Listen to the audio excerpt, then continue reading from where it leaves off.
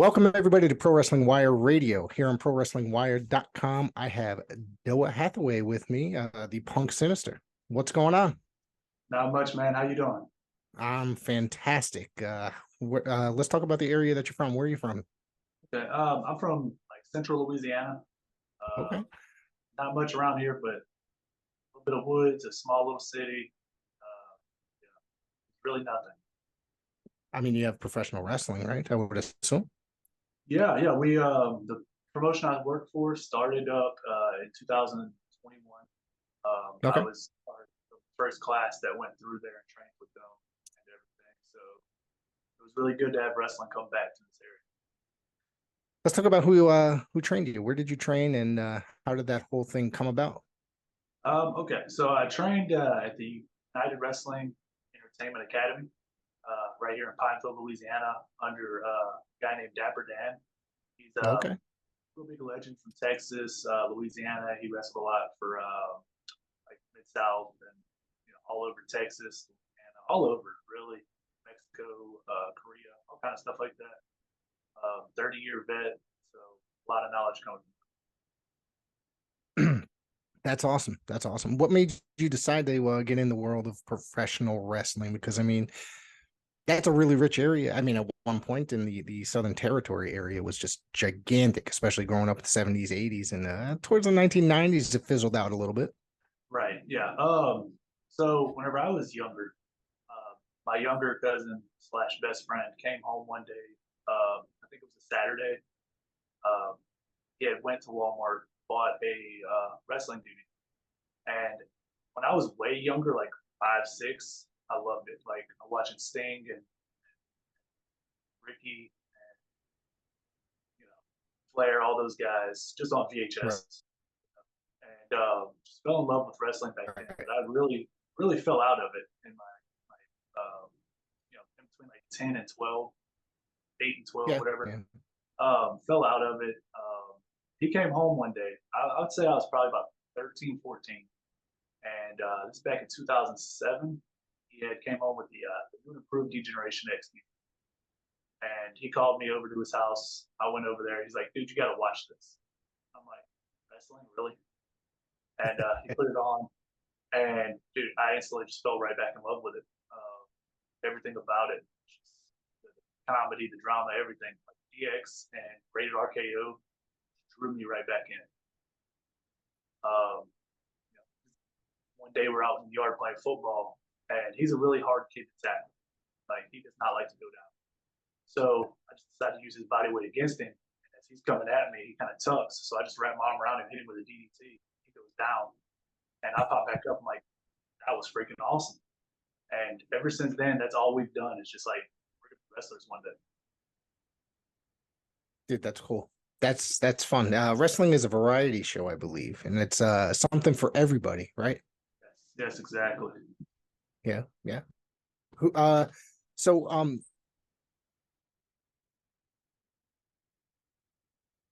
let's talk about your career. So, how did you reach out to Dapper Dan and getting into the world of professional wrestling? I You just came froze? home Okay. from I was a truck driver. I just Okay. got back in town one night. I was on the phone with one of my buddies, and I was just scrolling through Facebook, and I seen the post about the school opening up. And this is like 11 o'clock at night, and I'm like, dude, I'm doing this. Like, I'm calling these guys tomorrow, seeing what it's about, and if it's legit, I'm going in. And next day, I woke up bright and early, called the number, spoke with them. They were doing like a little meet and greet situation at a local restaurant, just to give what they're going to be doing, what they expect from us, all this stuff. And if I wasn't the first, I was one of the first guys to grab that pin and sign up. Like I was like, I'm in, I don't care. Um, so I actually quit trucking. I was done with that. I was like, I'm going back on the road, do this. So February 1st of 2021, pull up to the gym, walk in, and the rest is history. So it's been 2021. So it's been just about 3 years. You've been celebrating your anniversary, I guess, of being in the business. What was your initial reaction when you walked into that door and you were training? Was it anything like you witnessed or thought of on television? Oh yeah, it was everything that I wanted. A little backstory. I should have mentioned this earlier. Sure. Back in 2012, I actually went to start training at a different place, Okay. and things didn't work out. They lost the building they was training us in, so we'd go and train like before the shows, and it just life got in the way, and I had to stop doing that. Uh, and so this was my second chance, and whenever I walked through that door, it was it was so surreal because I didn't think I would. Like I was pushing. I was about to turn 29 at the time, and I had told myself once I hit 30, this dream is gone. Like I'm not even going to do it. And literally just a couple months after my birthday, 29 now, I see the post for the school opening up. I'm like, this is the last chance. So I get there. Funny enough, I know two of the guys that are training already. Well, not training already, but came to train with us. The initial class was 5 guys. I knew two of them from outside of wrestling. Just over the years, I met them. The other two guys, great guys. So yeah, we went through 4 months of training before we put on our first actual show. And that first 4 months was just, it was amazing because it was everything that I A little bit of a late bloomer, I guess you could say, at 29, wanted. right? Would you say? Yeah. Well, I I mean, was 29 then, yeah, So yeah, now I'm 34, about to be 32. 34. Yeah, 34. All right. 33, I'm going to be 33. Well, I know somebody that started refereeing in their 40s. They didn't were never a part of the business, but then they decided to. A good friend of mine decided to one day was watching like a public access television show and went down, hung out, and then he uh, ended up at a school somehow in the future, and then he's been refereeing ever since. And it's been about 10 years now, so it's kind of amazing that I guess you're never too old to start, really. Yeah, right. Now we have a dude just finished training. I believe he's in his 40s. Really.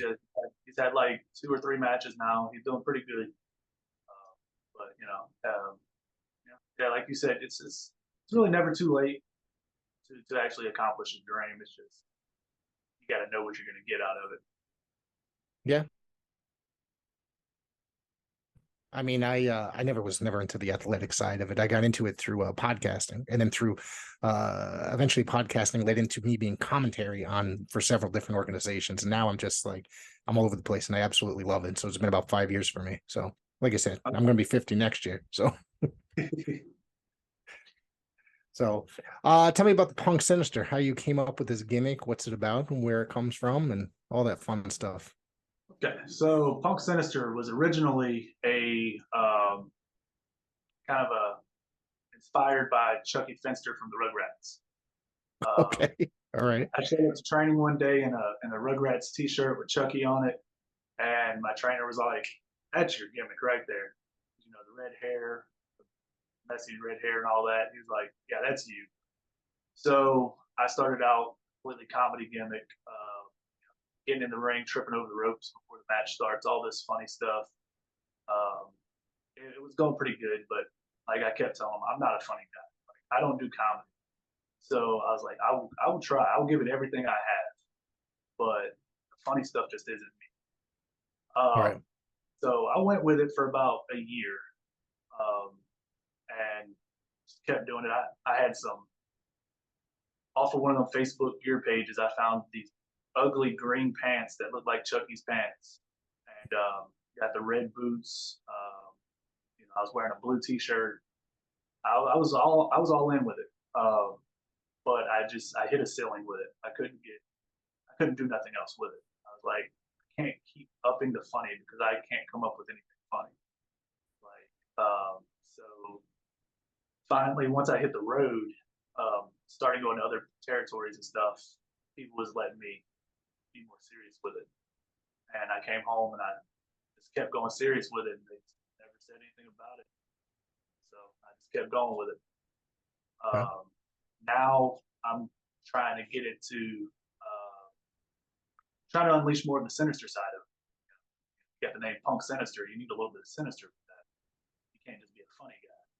So Right. now I've turned heel, and I'm just unleashed the dark side, I guess you could say. Describe your style of professional wrestling, your in ring work. Okay, yeah. Yeah. I know you sent me So the highlight reel. I'm sorry, cut you off, but you sent me the highlight reel, which was it was pretty entertaining, I have to say, if I do say so appreciate it. myself. Thank you. Yeah. So it's really high flyer.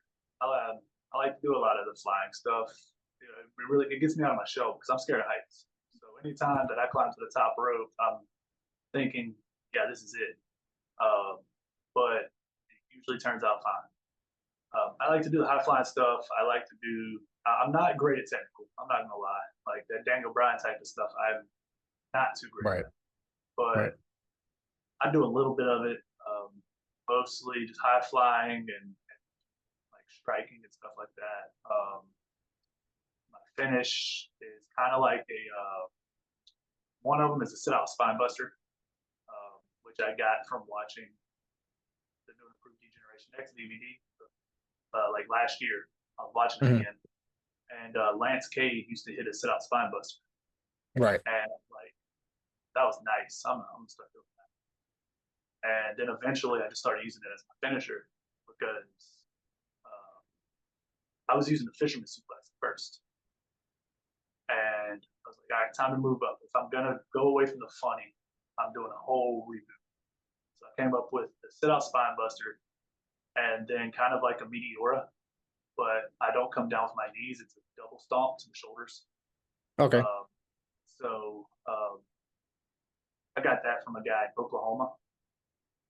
He was like, "Hey, I want you to do this to me on the floor." And I was like, "On the floor? Yeah."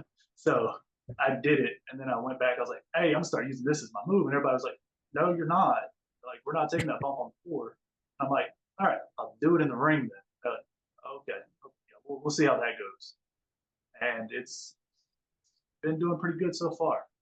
Yeah. Uh, but I like to say I'm kind of like a mix with some of Jeff Hardy, CM Punk, a little bit of Triple H and Shawn Michaels mixed in there, and I'm trying to really get the inspiration from like Edge mixed with Negan from The Walking Dead, my heel persona. Right. That's what I'm going I like that you mentioned Negan. That's like I've been compared to him as my attitude at my workplace, and as of late, and as well as the the beard and all that stuff. So Jeffrey Dean Morgan, Walking Dead was one of my favorite television shows during its existence, the original series. with.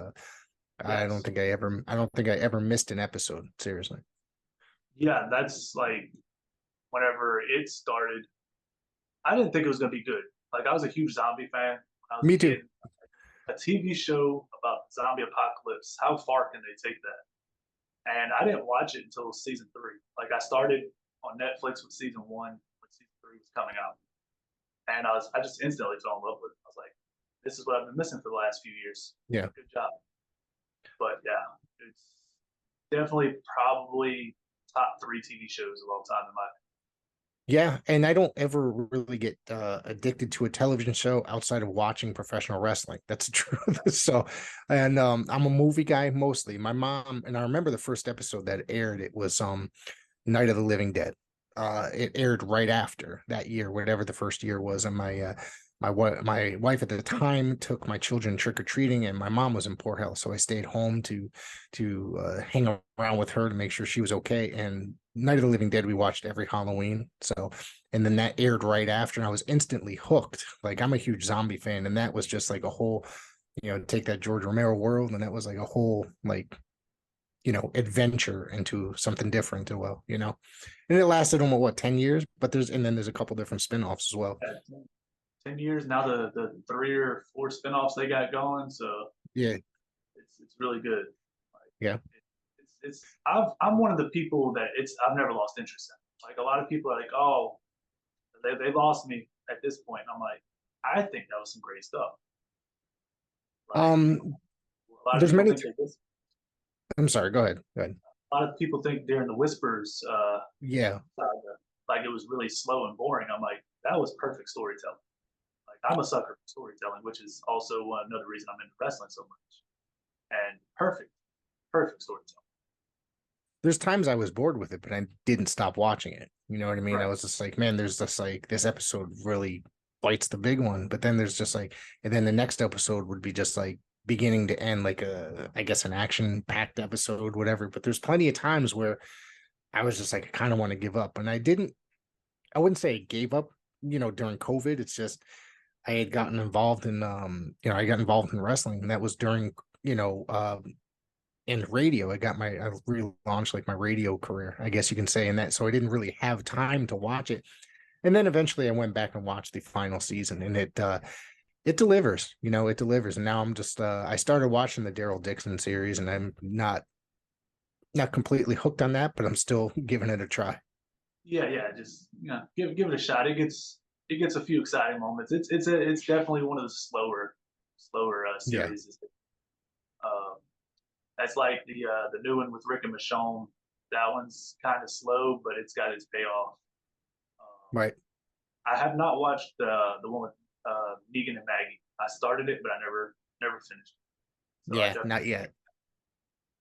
Yeah, I don't have a whole lot of time on my hands, but hopefully over this summer I will. I mean, if provided wrestling is going to keep me busy, I know, but I got my son visiting from Ohio for the summer, so hopefully we sit around and watch a lot of movies and stuff like that. So maybe we'll probably catch up with that too. So talk about your musical influence. What do you use for your ring entrance? right now, I'm using I Tattoo and Cast Counterspell by Ring Out. They're an Okay. indie rock band that I think is from Ohio. Okay. If I remember right, they're from Ohio. But yeah, whenever I started, I scrolling through Facebook and they just popped up in the suggested spot. Song, I just instantly got hooked to it. Like it was basically everything that I wanted my gimmick to be outside of the funny stuff. Right. So I went with that. I'm transitioning kind of into a song by Lil Uzi Vert. Now I do what I want. Kind of just for the heel phase. Right. So that's kind of where I'm going with the heel thing right now. Is I'm doing whatever I want, and nobody can tell me any other. Mainly because I feel like I was uh, not really, but I feel like I was held back in a lot of instances. I've been screwed over by the referees a lot. So now I'm just it's whatever Punk wants.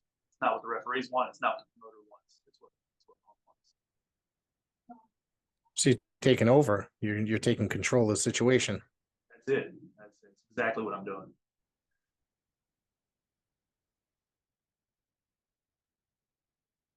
You good? Yeah. All right. You keep freezing. All right. Now you're talking about being afraid of heights, but I'm speaking, and you're jumping off the damn cage. Yeah, yeah, and that was the one spot that I wanted in that whole match, and the roof literally met with the cage. So I was like, I don't know if this is gonna work, but I'm doing it. And there's like, you could try. I was like, no, I'm doing it. It's gonna happen.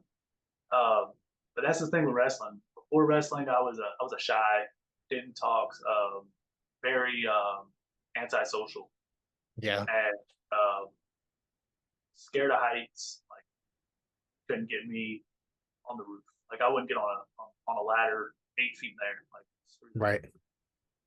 But as soon as I got into wrestling, I was just, it all went away. Like all my insecurities and everything just vanishes. And now 3 years ago, I would not have thought I'd be doing podcasts. I wouldn't have thought I'd be doing interview segments in the ring, hosting Punk's Playhouse, which was a interview segment I had for a little bit. Um, you know, all this stuff, signing autographs with fans, taking pictures with fans, all that stuff scared me. And it instantly, as soon as first showed, when the bell rang, all of that went away. Like I became so confident in my life. I was like, all right, that's wrestling. Wrestling. Yeah, I grew up pretty shy myself, and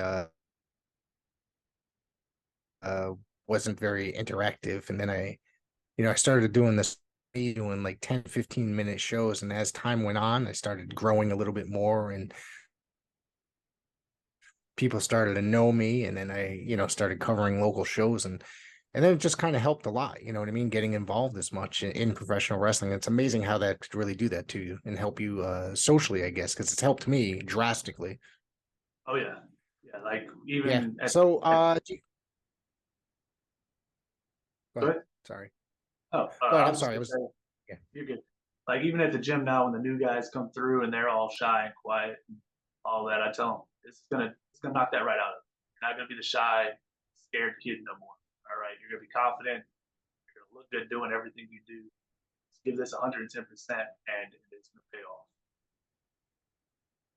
So you're still, like you said, what, 3, 4 years in, you said? Yeah, yeah. Just finished year three, so starting up Just year finished four year. now. That's awesome. So are you, say when the kids come into the gym and you're working out at the training center, you helpful with them, as they're and helping them learn? Yeah, yeah. As much as I can be. Mostly, sorry. Yeah. Mostly, I like to give them advice because I am one of the guys here that's traveled the most. I've seen more than most of the guys that's been through the school. So I definitely give them advice on that type of stuff. And I get in the ring if I see they need help with something. I'll definitely take my time and help them get better at it. Uh, it's been kind of slow with that here lately because I've been on the road so much. Just every weekend I've been somewhere else.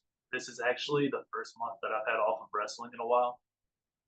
But yeah, it's something I'm very passionate about though. It's helping the new guys come in and get the right attitude first of all, and then just getting everything together and making sure that they succeed with what they want.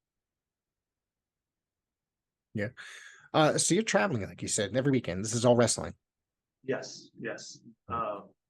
Almost every weekend I'm on the road, most of the time out of the state. Where are you going in your area? No, I'm guessing Tennessee, Missouri, stuff like that. Or Yeah, I actually got Tennessee in 2 weeks for the first time. okay. Uh, so I'll be doing that. But mostly we hit Texas, Oklahoma, Arkansas. Um, we just started venturing over towards the east side of Louisiana, so now we're in Mississippi and Florida. So July I'll be going up to Washington State. So it's a lot of traveling. Last year I think I put 30,000 miles into the traveling.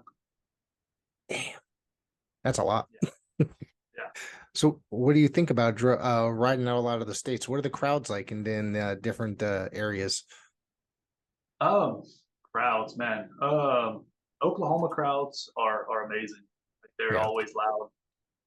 Um, Texas, they're also crazy over there. Texas is a huge wrestling state. I love it over there.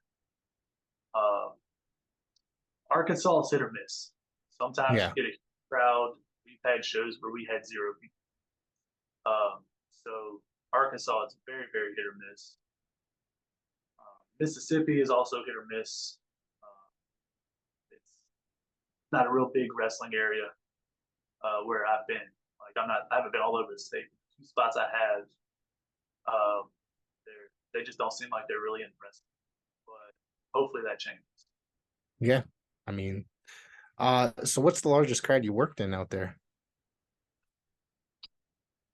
Mm,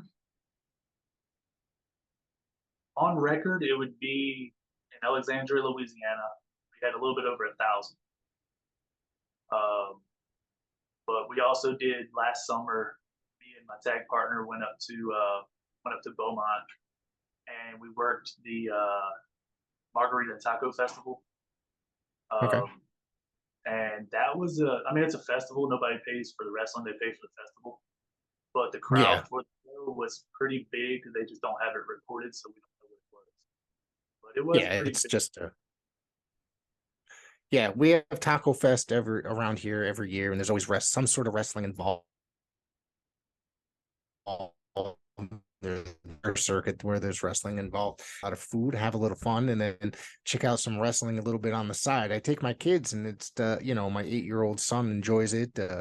My son that's visiting from Ohio now, he really enjoys uh going to wrestling now. The first thing when he comes up and visits, he asks, "Is there any wrestling shows in the during my stay?" So then there's like probably 20 shows we're about to hit up. Yeah, yeah, that's me. Every Uh time I travel somewhere, if it's not for wrestling, I'm looking to see if there's wrestling around. yeah, Because if I can't get on the show, at least I can go network and see about future bookings. yeah. We my wife's family lives in Virginia, so I always look to see if there's anything down there in North Carolina. If I know we're going to be there about 4 or 5 days, I always look to see if there's any shows down there. Like you said, one of my goals at some point is to get down to North Carolina and work in North Carolina as well, because I just it's such an amazing, and I know there's a lot of groups down there, and there's some amazing it's a historic area, and I've loved the Crockett's, the Mid-Atlantic area. I love it. Yeah, definitely. So you do work with the AIWF or related That is what we're organizations? going. Yeah, that's what we're going up to Tennessee for in two Yeah. weeks. It'll be the first time working for them, and hopefully it's many more after that. Yeah. That's I seen Matt Classic post looking for talent a few months ago, and I instantly reached out to him and I was like, "Hey, me and a few guys want to come up that way. So if you guys are hopping in the car next Friday, or not this Friday, but next Friday, and we're Right. driving up to Tennessee, and we're definitely going to be working our butts off to see what we can get out of it." If you want to network, that's definitely a guy to network with. He knows a lot of people. He's got a lot of connections. He hooks this show up quite a bit. So it's with guests. And so I'm very excited to be on his good side. So he's someone to network with, definitely. And Yeah, the AIWF it's a very good I'm not sure how familiar you are with the organization, or if you watch it at all on YouTube or any of that stuff. yeah. I keep up with their Facebook, and they're Matt's actually the reason me and my tag partner got booked in Florida last month. He hooked Yep. us up with that. So yeah, we're very grateful and thankful, and we're definitely looking forward to this opportunity. Yeah. Um, what was I gonna say? Jesus. What are some of the goals that you have? I'm sorry. What are some of Are the you good, goals that you brother? have? What are some of the Um, goals that you have? Like, I mean, there's a lot of different organizations, and professional wrestling has been growing drastically ever since post COVID. There's like, it's probably the greatest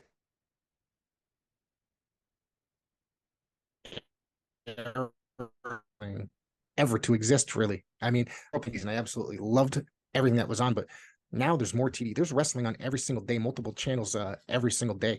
And it's pretty wild to think that at any given time I could probably turn on a streaming network or cable TV and that there's like some sort of wrestling show on. And so like what's like out of all the organizations, with like, would you focus on, the NWA or MLW or any of that kind of stuff? Or you yeah, I would definitely love either one of those. But right now, I think my biggest focus is international. Like, I really want to go yeah, overseas or even Mexico or Canada, but getting international is the next step.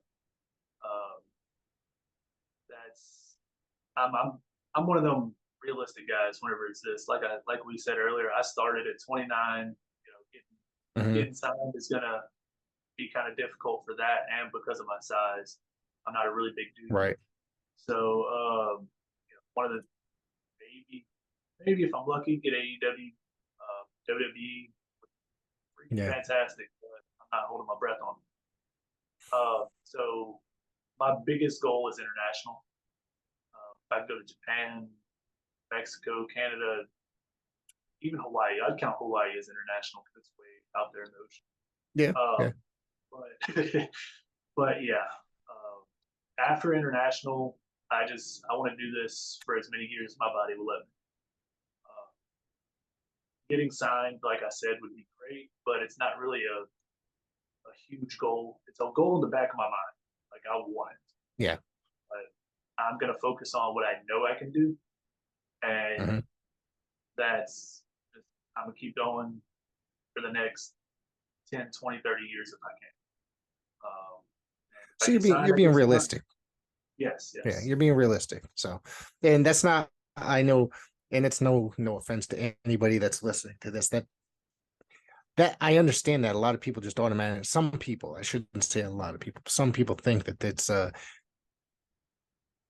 it's just the first thing, like they just go to WWE and that's like the only thing that exists, I think. And a lot of people, I think, once they get in, that's when they discover a lot of there's other things outside of what's on TV. There's independent organizations. And I've actually witnessed that. People that, I have friends that run a school and I go down there and some people don't know anything past the major leagues, and then it just turns into, wow, they discovered independent wrestling because of it. And then, it's good to be more realistic. Yeah, definitely. That was actually me though. Back in 2012, before I started that first little stint trying to train and become a wrestler, I had no clue about independence. I knew WWE and I knew TNA. One day, scrolling through the internet, I stumbled across the little indie show, probably about 2.5 hours away from my house, and I was like, "Packed the car, we're going over there, gonna watch the show." And ever since then, indie wrestling, I love it. It's amazing. Yeah. And talked to the guy that was running it about getting trained, and guys come next weekend, jump to a tryout and see how it goes. And we did all that. And for the last, I don't know, so that happened in 2012. I started, so 9 years of not being in the ring, like in the back of my mind, it was always there. Like I always wanted to do this. And life kept getting in the way, but I kept making plans to move to Texas and go to Booker's school, or go to Rudy's school, or go to Florida and find a school over there. But like I said, life kept getting in the way, and here I am. It happened. I like to say this happened not when I wanted it to happen, but when it needed to happen. Because Right. who knows what would have happened when 21-year-old kid me. I mean, I was a lot smaller back then too, so I could have gotten in the ring and got really hurt, or went for some stupid dive and really hurt myself. Because how kids are. We all want to do the stupid stuff when we're young and try to make a name for Right. ourselves. Now I'm 32 and I'm doing the stupid stuff trying to make a name for myself. But I'm here for a good time, not a long time. Right. Did you have you ever worked for Booker and his promotion at all? No, I know you just mentioned the school. yeah, me and my tag partner, we went down there that last summer or the summer, it was last summer. Uh, we got in contact with Ryan Davidson. We know him from Hurricane Pro out in Beaumont. Um, and he hooked us up to come one day and see how things were down there and do a training session with him. And we went down there and did that, and that's as close as we've gotten to getting booked there. So we're working on it. Yeah. I think they have a Make, fine product, like yeah, very professional looking product on television and stuff like that. And I really like their product a lot. yes. Yeah. So what else you got coming up? Let's Okay. Next Friday, June 7th, I will be in Houston at Houston Premier Arena for Loco Wrestling. After that, like I said, we'll be in Tennessee. Um, then back to Beaumont for the Taco and Margarita Festival again. Then July, I really have a light July. I have July 12th is the local promotion here at UWE. We have a show. July 13th, I will be in Washington State for a show up there. okay. Are you have you worked Washington State before? Did you mention that? Nope, this is the first time. What I mean, you got that's quite the travel from where you are. Yeah, yeah, and to go from a show here one night to a show there the next night, I got to catch the red eye and get up there. But Yeah. one of the other guys over here, he's been up there a couple times, and he hooked me up with this. So I'm gonna go up there and see how they feel about a 49ers fan being in Seattle. Well, I wish you the best of luck on that. Have a, I hope it works out for you. Yeah. That's awesome. What's the organization out there in Washington? Nope, it's cool. It's cool. There's 9,000 companies these days. It's Yeah, all right. yeah. I know the name and it's slipping my mind right now. It's all right. Yeah. Where can you be found on the social media? Punk Synister is on Facebook, um, Instagram, TikTok, and YouTube. And it's all the same. It's just Punk Synister. Easy to find that way. Yeah, I would have a Tinder, not a Tinder. Well, hold on now. Hold on. My girlfriend's gonna be mad at me. I would have a Twitter or X, whatever they call it these days. But my account got hacked, and now I'm permanently banned from that social media platform.